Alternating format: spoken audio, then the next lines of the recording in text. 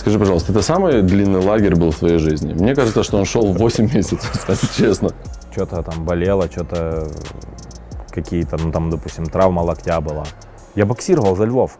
Я боксировал 50% Крым, 50% Львов. Скажи, правда ли, что и ты, и Дерек пошли на уступки промоутерам? Ну, 1,5, я думаю, сбросил. Может быть, 2. И ты достаешь телефон из кармана и отмена. Time no understand me. War, war. Я ему говорю, no war, peace, war. Мне показалось, что Эдди Хирн был не заинтересован в том, чтобы ты выиграл. Ну, почему нет, конечно. Но он же и твой промоутер. Ну и мой промоутер тоже, ну, не знаю. Тебе так не показалось? Слушай, это когда кажется, креститься надо. Я вообще, ну хорошо, ну даже если он был заинтересован. Многие, вот я просто об этом не говорю, многие люди были заинтересованы в том, что я проиграл. Ну и что, мне думать об этом или что? Мне вообще без разницы. Ну, тебе Я, слава Богу, с этими выиграл. людьми работать. Да. Все исключительно будет происходить в регламенте труда. Выгодно нам сотрудничать совместно? Отлично, давайте сотрудничать. Невыгодно? Ну, извините. Почему не заинтересован? Объясняю. Ну, почему мне так показалось. Это размеры ринга. Это не Чесоро оказался большим. Вот когда вы только вышли, это ринг оказался маленьким. И перчатки Чесоро. Есть видео подтверждение, где Сережа Лапин и Эгис Климас пошли за день до боя, да, это происходит. Перчатки, Сереже не дали туда засунуть руку. И когда там, ну, просто жал, там нет поролона. Там на самом деле этими перчатками, ну, снег с машины надо чистить. Они обратились к Эдди Хирну, он сказал, да, тоже все есть на видео, что наша атлетическая комиссия в Британии разрешает. Да. Вы можете взять такие же перчатки. Так точно. Почему ты не взял такие же перчатки, почему не начали давить на это? Получается, почти он тебя бил, считай, ну, просто затейпирован. И чуть-чуть кожи на перчатках. Ну, не видел я, чтобы перчатки прожимались настолько. Это хитрость. И когда Эдди Хирн сказал на этом же видео, что в таких боксирует Мейвезер, он, наверное, ни одного боя Мейвезера не видел. У Мейвезера там перчатки как. Ну, видишь, перехитрили сами себя, получается, наверное. Или нет? Вопрос хороший, просто вот бой мне не очень понравился, честно тебе скажу. Почему? Ну, есть причины. Понял. Ну, вот, ну, хорошо, ринг тебя не удивил, потому что я видел, ну, наверное, это Гасеву было. Мне казалось, что тренировочный ринг еще меньше был, чем это. Конечно. Там. А, кстати, ринг, на котором готовились мы сейчас к поединку, был такой же, как на котором я боксировал. Ну, то есть чуть меньше. Ну, чуть меньше, но... Ты знал, что будет ринг? Когда ты узнал, что будет ринг меньше? Вы же Когда зашел туда.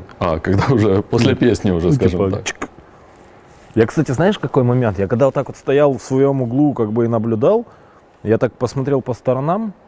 Нет, Вов, я ж когда сидели уже в раздевалке перед боем, я обратил внимание, что канаты какие-то, ну, сильно слабо натянуты. То есть я, знаешь, так, я же там вышел, так, я же обычно не делаю, а тут я так как-то на канаты начал облокачиваться, посмотреть, что... Проседали чуть-чуть, скажем так. Да, и я заметил, что какой-то ринг достаточно миниатюрный. Или уменьшенная версия какая-то. То есть я думал, вообще я подумал, что это как-то искажает, ну, из телевизора. Но когда, мне тоже показалось. но когда я зашел туда вовнутрь и посмотрел, какой передо мной стоит здоровенный Дерек, я думаю, ух ты, ничего себе. Но какой момент? Переписывались по этому поводу с Эдди, и он сказал, что нет, ринг был такой же, как мы боксировали с Белью, то есть... Смотрите, вот после твоего боя, через 2-3 часа я комментировал бой Инуэ. Они с Мэлоуни, они потерялись в том ринге. Я видел этот поединок, Владимир, и я слышал, как они боксировали как будто бы на НСК Олимпийском. У меня вопрос, кто должен решать такие вопросы такого характера, когда не подходят перчатки, маленький ринг? Ну, за тебя тоже должен кто-то воевать. Это должен быть промоутер. Ну, вообще это задача как бы Александра у тебя Красюка. там были 2 твоих промоутера и твой менеджер. Да. Ну, почему так и не поднялся вопрос? Ну, Эдди Хирн свой ответ дал. Говорит, извините, у нас так принято, можете принимать наши правила, то, что вы сделали. Это должен делать Красюк, Александр. Я так считаю. Там кто еще? Ну, из моей команды кто-то, то есть, ну, какой-то представитель, то есть нужно стоять это. Знаешь, как у нас? Типа, ну давайте не будем типа ссориться там или что-то говорить. Вообще не у меня и не у моей команды, а вообще в общем у нас. Ну, давайте не будем там что-то поднимать, ну давайте так вот сделаем, ну а потом... Хай буде. Хай буде. А потом типа в следующий раз. Я считаю, что так не должно... Ну, в следующий раз вот... Не должно так работать максимально. Вот смотри, ситуация, когда... Помнишь ситуацию, когда Тайсон Фьюри пришел на поединок, что-то увидел в ринге, что-то было с рингом, когда бой был Владимира и Тайсона Фьюри. Что-то ему не Да, понравилось. он начал показывать, Да, там он сразу говорит, все боя не засуетились, будет. да. Все, пошли вон. Я не буду боксировать, все, вот или меняйте, или я не буду боксировать. Все поменяли, потому что как бы билеты там проданы, все, ситуация уже как бы закрутилась. У нас как-то, ну давайте сейчас сделаем, а потом скажем. Или в следующий раз по-другому будем делать. Не знаю. Ну, это как минимум, ну, как бы должно тебя обижать. Тебя лично. Меня лично? Конечно. Почему? Ну, потому что у тебя есть договоренности, контракты. За тебя никто, ну, не вписывается, давай так скажем. На обиженных воду возят. Ну, хорошо, ты мог из-за этого проиграть. Ну, выиграл же. Ну, мог проиграть. Давай, Ну, то есть, давай даже не ну, из-за то есть сейчас мы ринга. говорим о том, что... Что могло бы быть из-за того, что просто сказали, давайте вот в следующий раз исправлять, а сейчас не будем. Ну, типа да.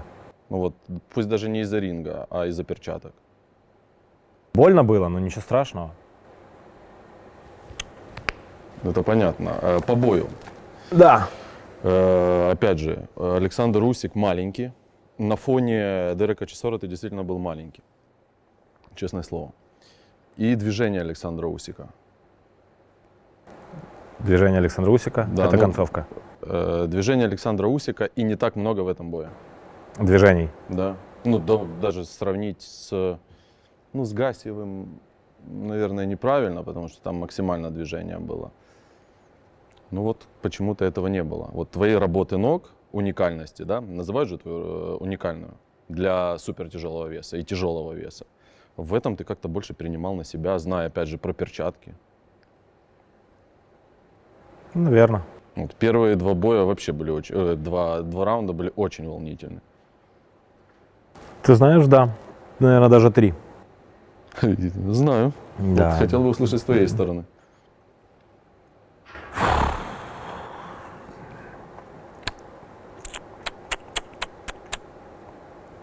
Первые 3 раунда действительно были волнительные. Я смотрел, ну, куда шагать, пути и все остальное. Вообще вся суть в том, что в какой-то момент, там, после 6-го раунда, просто 2 руки закончились. И правая, и левая. Левую ударил там во 2-м или в 1-м. Там, Ты ударил. да, а локоть как бы там то блокировался, то раскрывался обратно.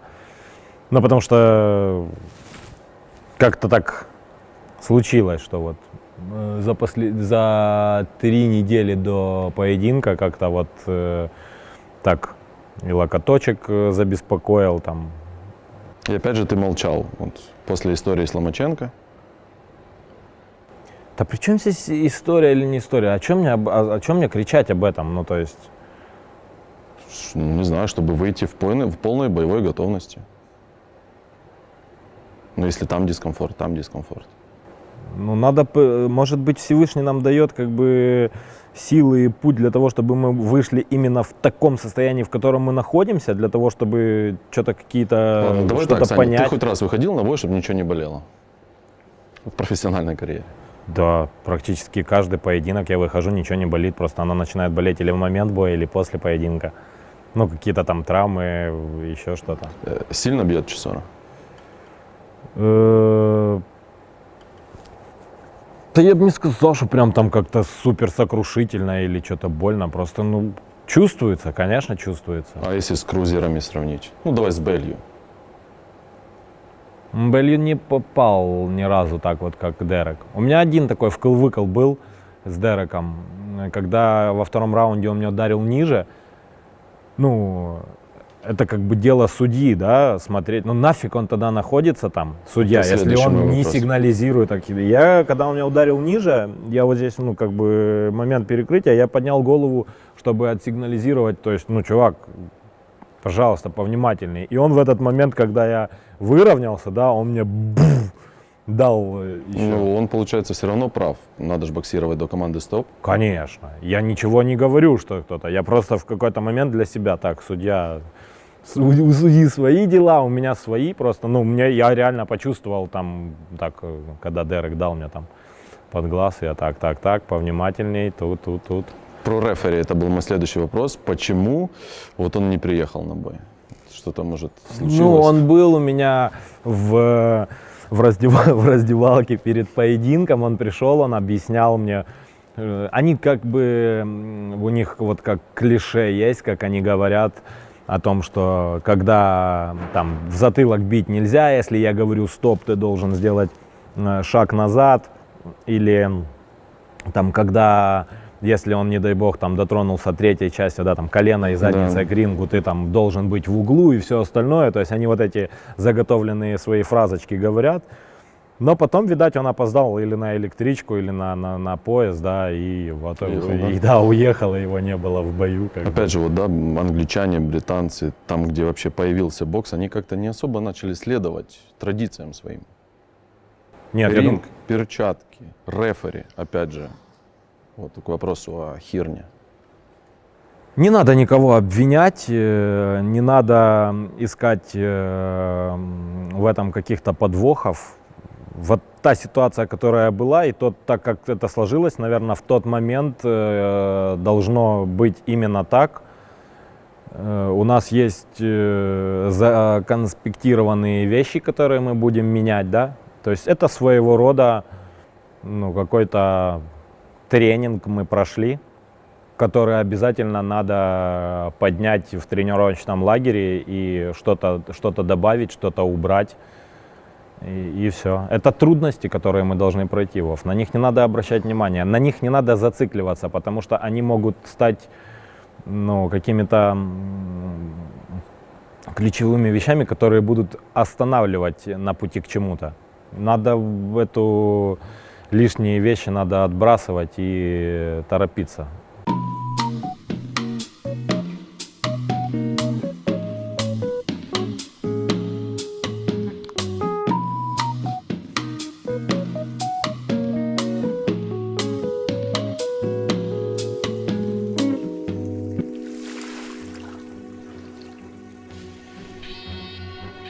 Маленькі прикрощі не стануть великими халепами.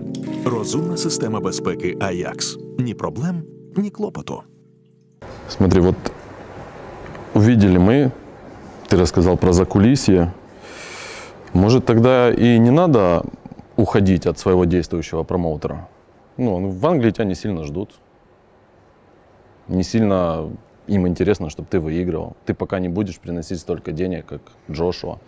Хотя я смотрю, и наши промоутеры там не особо за тебя впряглись. Посмотрим, может быть и не надо, а может быть и надо. Я же сам как промоутер уже. В чем вот основная, я не знаю, как правильно это говорится, возня, я это называю, Усика и К2? Есть дата с твоей стороны окончания контракта. Ну, насколько я понимаю, К2 говорит, ну нет, типа, нету у нас даты, у нас там как-то по боям. Ну, насколько я понял, честно, тем более я не видел контракта. Когда? Есть дата 9 ноября со стороны Александра Усика, 9 ноября 2020 года. Когда контракт просто заканчивается, вы жмете руки и расходитесь. Первый поединок я провел 9 ноября 2013 года. Первый профессиональный поединок во Дворце спорта. Да. Да. 9 ноября было 7 лет с того момента. И получается, что контракт входит в силу, ну, вообще, то есть подписал я его там раньше, да, но он вообще начинает работать с дня подписания. То есть 9 числа ровно 7 лет было с того момента, как я подписал контракт. В контракте написано, что контракт не может действовать больше 7 лет. Не, подожди, у тебя, по-моему, было прописано первый раз на 3 года. До чемпионского поединка, нет? Это, Это да. где-то я в интервью в каких-то Да, встречал. это было, то есть если в Да течение 3 лет, компания не организует мне поединок за пояс, то он как бы прекращается, да. Если я становлюсь чемпионом мира, Автоматом. оно автоматом продлевается там на поединке уже, не по времени, а именно на поединке. То есть на данный момент это все продлилось, допустим, 7 лет, не может превышать там больше 7 лет, да, но там есть, допустим, по боям, есть какие-то вещи, когда компания имеет как последнее слово, да, после, допустим, окончания контракта, они имеют как бы, у нас там есть время, о котором мы можем поговорить о дальнейшем, Диалога, время да, диалога. о дальнейшем сотрудничестве. И у них есть еще, я не знаю, как она называется, я это увидел, право... Первоочередное право, чтобы с тобой вести переговоры. Да. Какая-то компания мне предлагает, к примеру, там $1. А компания моя, которой я представлял, говорит, а мы тебе дадим 1,5. О, ну так, интересно же, да, то есть как-то растет. То есть сейчас надо общаться просто со всеми участниками этой компании К2, не только с одним, а со всеми, которые участвовали и в начальном разговоре.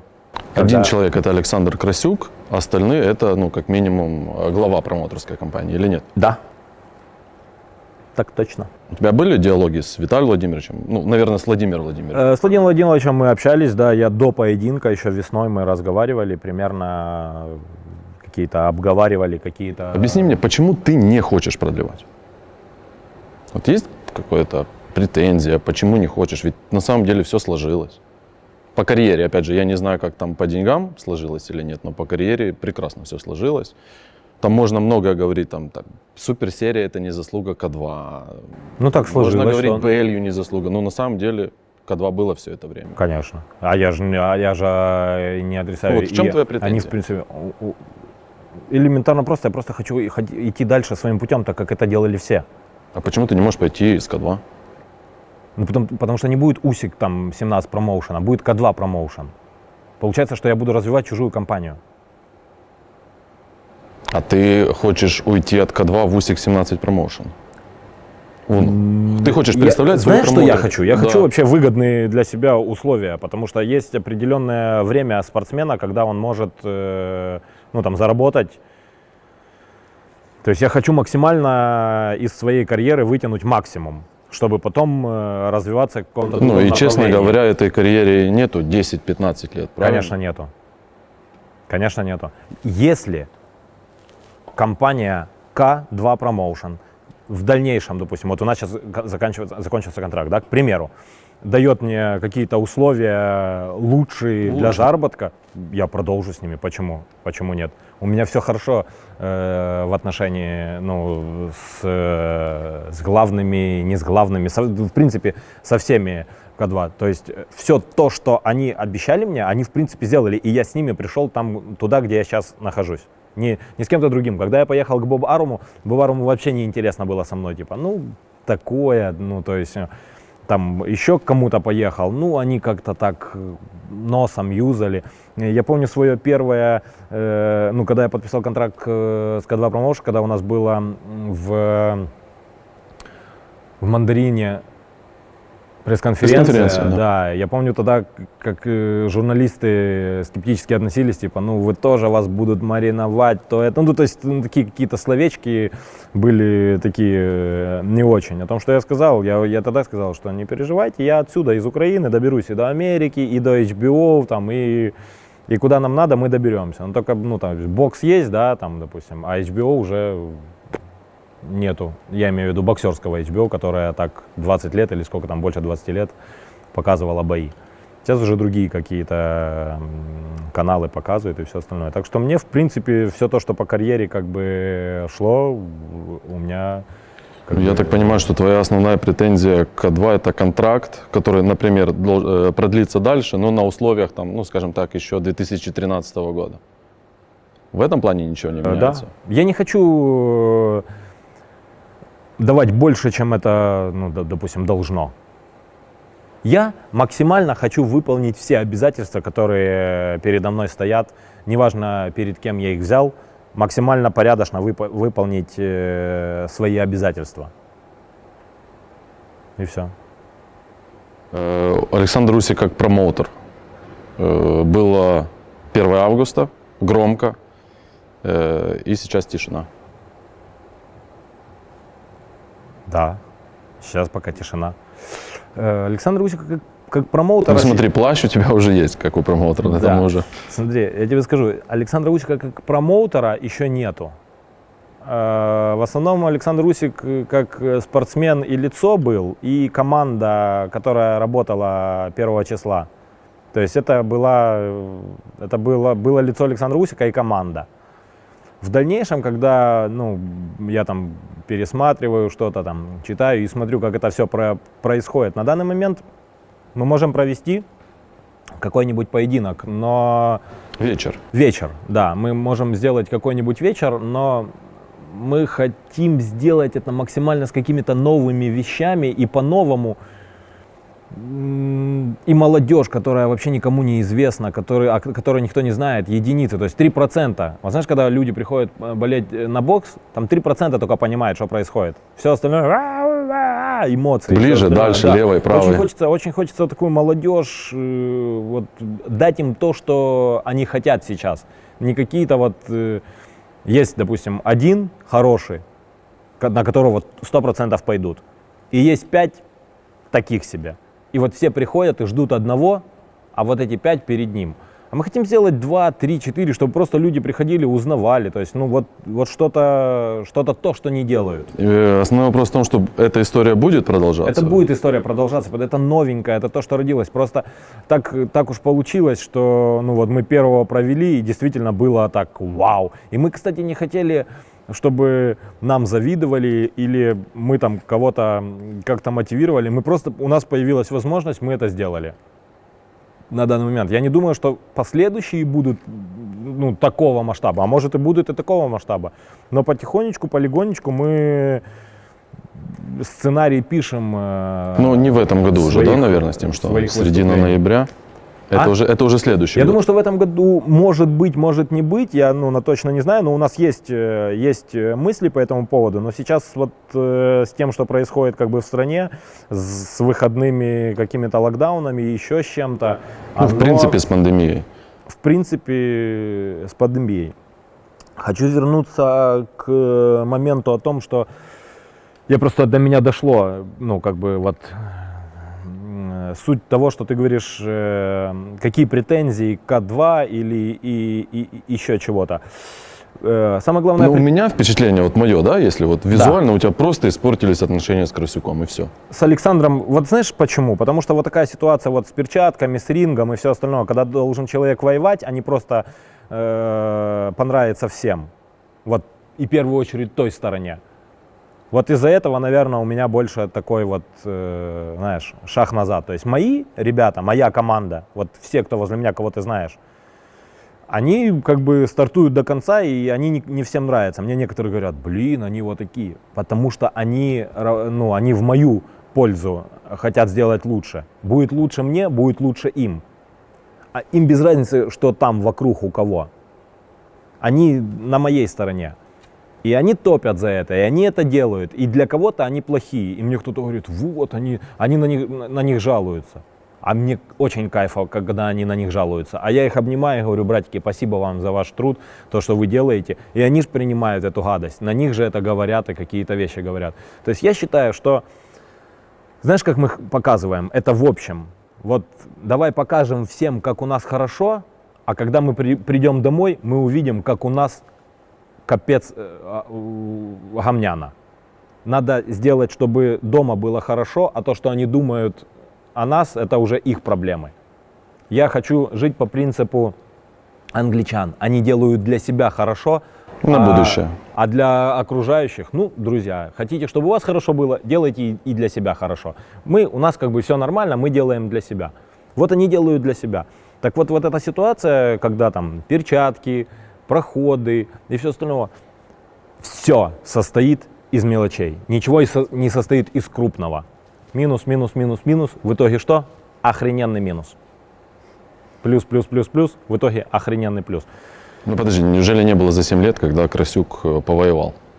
Вот в каких-то моментах. То, чего я не могу знать, мы не можем знать. Да, наверное, были. Москва, например. Вот тот финал. Там, я насколько знаю, много переговоров было, много людей участвовало. И к итогу не пришли. Ну, не будем мы вспоминать Москву. Элементарная вещь, бой с Хуком, я не наговариваю. Алекс, не подумай, все нормально. Бой с Хуком должен был состояться в Киеве. Ну, И- тут тяжело Красюка обвинять. Да я что, его виню или что? Ну хорошо, даже К2 тяжело обвинить. Но наши люди не пойдут за такие деньги смотреть бокс, Сань. Ну, такая у нас пока страна. Я у него просто спрашивал за этот бой. Изначально были разговоры о том, что этот бой могут провести на НСК Олимпийском. Нет, в стадионе Лобановского «Динамо». Хорошо, на Лобановского в «Динамо», во Львове, неважно где. Первые сидения всегда покупают, неважно сколько. Люди приходят показать свое лицо. У них есть деньги, и они специально приходят показывать свое лицо. Все вот эти випки там. Сколько, скажи мне, пожалуйста, сколько в Германии стоил билет впереди, На когда я Хука? боксировал с Хуком? Без понятия. Ну, я думаю, пару тысяч евро, наверное. Завязываю, Володимир. Такого в жизни никогда не было в Германии. Мало или много? Это много. Я думаю, что максимум билет стоил там 400 евро, 500, это максимум. С Хуком. Что, немцы, думаешь, будут платить по двушке? Ну, думаю, да. Вот точно не знаю, но я думаю, что в Сколько? Москве... 400 евро, ты говоришь? Я думаю, что да. Ну, в гривнах. Первые ряды, в Киеве я сомневаюсь. Ну, хотя первые ряды бы пришли, наверное, А за ты что, такие пришли деньги. бы за зажиточные Буратино, пришли бы, посмотри по Киеву, поезди, какие тачки у нас. Ну, 223 или какой вот Мерседес. В Германии их нет, он уже у нас ездит по Киеву. Если уходить, куда? Кому? Ну, там я тебе могу перечислить Matchroom, Top Rank, Golden Boy, может там даже кого-то, Квинсбери какой-то в Британии, Усик 17 Promotion, прекрасная Можно? надпись. К примеру, когда... Хорошо, давай даже так, подъезжали уже к тебе с предложениями? Мы там слышали, у тебя контракт заканчивается, давай, может? Нет, не подъезжали, потому что я об этом нигде там в какой-то английской прессе или где-то в Америке не говорил, о том, что у меня там заканчивается контракт, вот давайте подъезжайте ко мне. Я думаю, что если, к примеру, теоретически, все, вот мы там разошлись, дать клич о том, что это свободный агент, то я думаю, что это оживится и будет заинтересован. Но я думаю, что Эдик заинтересован в общении, там, в продолжении сотрудничества. Еще кто-то, Вот ты говоришь, Не знаю. Эдик, вот он ведет себя немножко вызывающе, да, потому что он через прессу говорит, мы попросим Александра Усика об отсрочке чемпионского боя, это заигрывание. Это уже понятно, что он попросит тебя об отсрочке боя. Что ты ему ответишь? Я даже так схему вижу, да, вот то, что я почитал, как это может быть, и посчитал. Они у тебя просят отсрочки, Джошуа боксирует с Фьюри, тебе дают бой за титул временного чемпиона, бой за временного чемпиона с там Джозеф Паркер. Вы боксируете, дай бог, ты выигрываешь, боксирует Джошуа с Фьюри, кто-то из них выигрывает, на следующий день у них отбирают WBO, и ты становишься чемпионом мира. Вот это, Я вообще- может, это я сейчас подсказал Эдди Хирну, не знаю. не знаю, вот ты сейчас такую схему, запутал, я вообще даже об этом не думаю. Вот серьезно не думаю. Но ты имеешь право не разрешить проводить бой Джошуа Фьюри, не разрешить проводить бой за титул абсолюта. Да. Забрать- нагадить за это. Почему нагадить? Ты имеешь право, ты обязательный претендент год или два. Да, После суперсерии. да. Какие твои дальнейшие действия Я хочу боксировать за чемпионский пояс. в следующем поединке? Так точно. Если они хотят побоксировать, пускай боксируют, но пускай пояс оставят и боксируют там. Без WBO. Конечно. Я понимаю, что они хотят сделать. Они хотят сделать самую громкую движуху, unification, там, И потом с обязательным реваншем. и все остальное. Естественно, я хочу боксировать, я ж на очереди. Давайте как-то будем. Сейчас буду давить на твое благодушие. Вот опять же, разреши нам провести бой. Это такой подкат, который ко мне читается, правда. пока ко мне за этим никто не обращался, давайте будем говорить. Оставляйте пояс, идите, боксируйте, куда хотите. Давайте разговаривать. эта позиция не изменится. Надо боксировать, за пояс надо боксировать. Я что же хочу за абсолютного побоксировать? Понятно, они там, ну, нормально кэш заработают, как бы. Надо думать, не знаю. Хорошо, если тебе предложат стать чемпионом мира без боя. Ну, так скажу, да, держи WBO. Зачем мне это? В чем смысл? Я и так чемпион мира. А что, я не чемпион мира? По любителям чемпион мира? По любителям, конечно. Крузервейт, Все. олимпийский. Олимпийский чемпион, чемпион мира, все. То есть у нас как-то говорят в прошедшем времени, да, ну то есть если ты отец, то ты уже отец. Ну правильно? Ты же зачем-то сделал шаг в Да. heavyweight, при Чтобы этом, в как другой говорится, весовой обнулился, категории, да, обнулился, чтобы ты в отдал. другой весовой категории подтвердить статус чемпионства. Все. Ну я же, все, чемпион мира только в другой весовой категории, чуть выше. Хорошо, давай последнее про пояса. Ты просто хочешь стать чемпионом мира по WBO? Или ты хочешь этот пояс забрать именно у Энтони Джошуа? Именно у Энтони Джошуа, конечно, именно у Энтони Джошуа. А потом у него же еще есть пояса. Или он их не будет ставить на кон? Ну там как-то движение. Думаю, Вообще как бы все интересуют пояса. Просто WBO это провокатор, из-за которого можно это все как бы сделать. Сань, теперь от бокса к одежде твоей. Ты промоутер, дизайнер. Вот перед боем вышла коллекция, да, это правильно называть, максимально украинизована. Как это вообще выглядит? Тебе приносят готовое, вот выбери, или ты можешь там сам что-то поднакинуть? Я поднакидываю, я участвую. Я прям участвую там в каких-то мелких деталях со шнурочками, с буковками, там, с цветами. Это вид бизнеса или это вид еще и самовыражения? Вот, Ну, на одежды? данный момент это... Ну, ты же тряпочник. Ну да, это самовыражение, это бизнес, ну чуть-чуть, мы над этим, на этом учимся. И все те ребята, которые работают, и команды, кто этим занимается, то есть это мы чуть-чуть учимся. И на самом деле, если бы я хотел нравиться абсолютно всем, то я бы делал какие-то вещи, которые не делаю, например, да. Вот именно конкретно я говорил бы о каких-то вещах больше и обо всем, о том, чтобы вот понравиться как бы всем участникам мира. Но я не жду признания людей, я уже это говорил, то есть оно обманчиво, потому что те люди, которые тебя возносят на трон, они как бы будут и ликовать отрубленной голове твоей. Так что надо просто по-настоящему жить, и все. Но хитрости должны быть. Сун Цзы, искусство войны. Бам-бам! К боксу. Василий Ломаченко проиграл. Мы с тобой были на связи во время этого боя. Наверное, самое тяжелое, что я комментировал. Почему Вася проиграл? Ряд причин этому есть. Куда-то окунаться в это. Я очень был расстроен этим. Я прям неделю я так об этом думал. И зная Василия Анатольевича, сколько он шел к этому и все остальное.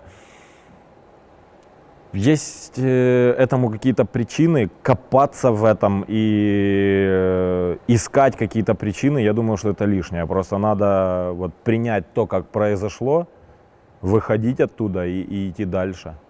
Ты веришь в реванш? Ну, в сторону Лопеса, что Лопес... Я вообще в некоторые такие вещи верю, что если бы я когда сказал об этом человеку, они бы сказали, ну ты больной вообще. А я же вправду чуть-чуть нездоровый, да, так что я в это верю. Это интересно. Вот на самом деле это очень интересно как бы с финансовой точки зрения раскрутить, потому что вот то, что сейчас там происходит, с моей точки зрения, там буду боксировать с Дэвисом, там или с Хейни, или с Гарсией, это тоже не так просто все. Эти все ребята находятся в разных компаниях. И сделать этот поединок, то есть сейчас Лопес думает, я сейчас прям ярды буду зарабатывать, да? Я, кстати, тоже думал, стану абсолютным чемпионом мира, прям вообще капец ко Не мне. так? Нет, это не так, Владимир, это на самом деле не так, и очень хотелось бы, конечно, посмотреть реванш, и я думаю, что будет реванш. Вопрос, который мучил меня, когда я уже узнал о плече. Почему не отменить бой?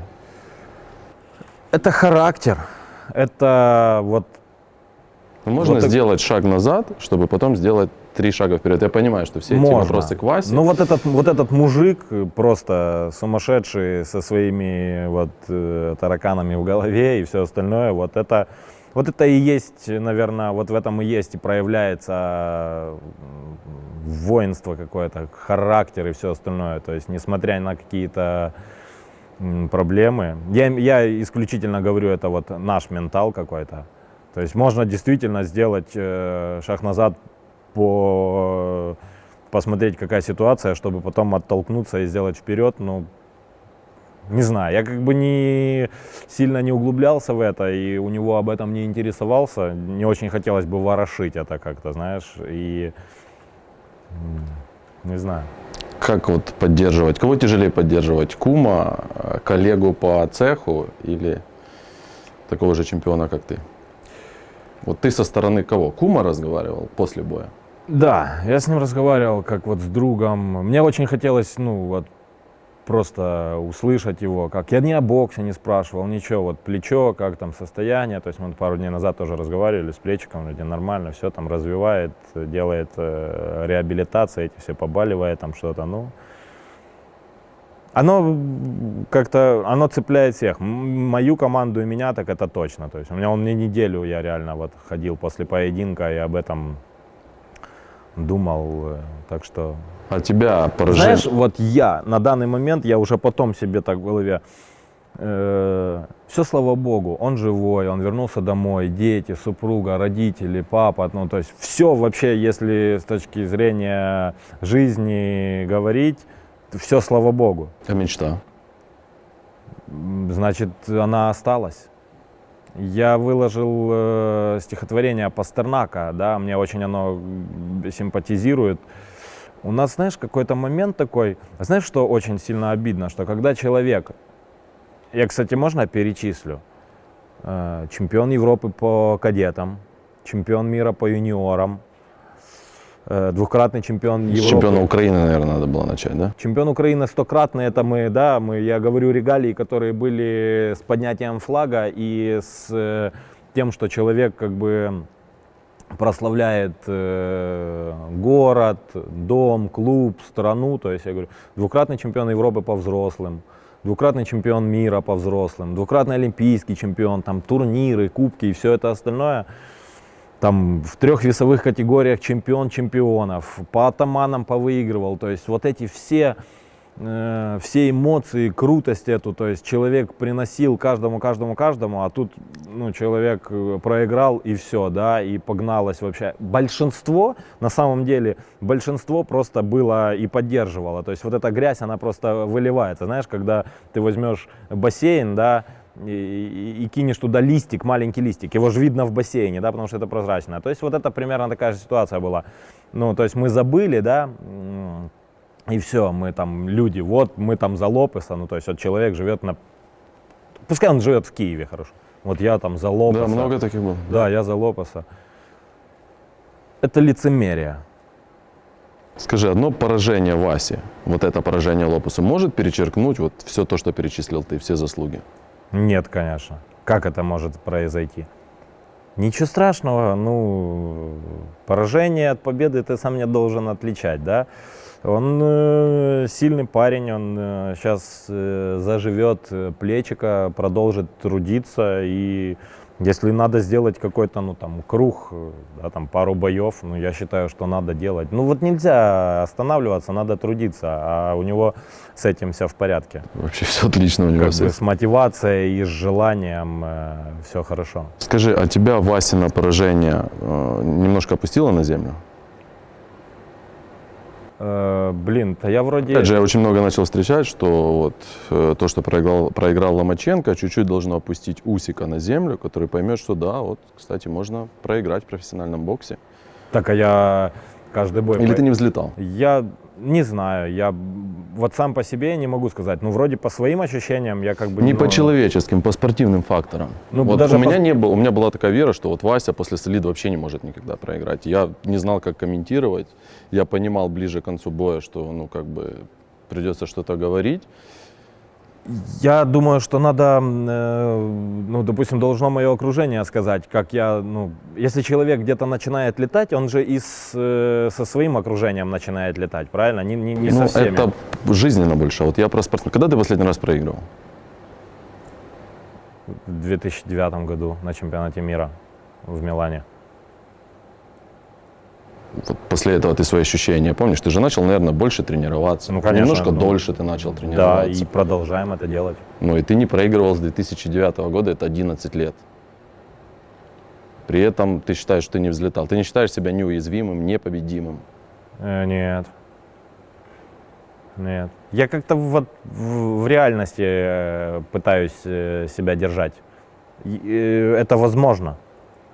И я думаю, ну не то, что я там думаю об этом каждый день. Нет, я предполагаю, что это действительно возможно. Проигрыш. Но он рядом стоит с победой. Готовь коня к битве, да? Да. А победа от Всевышнего.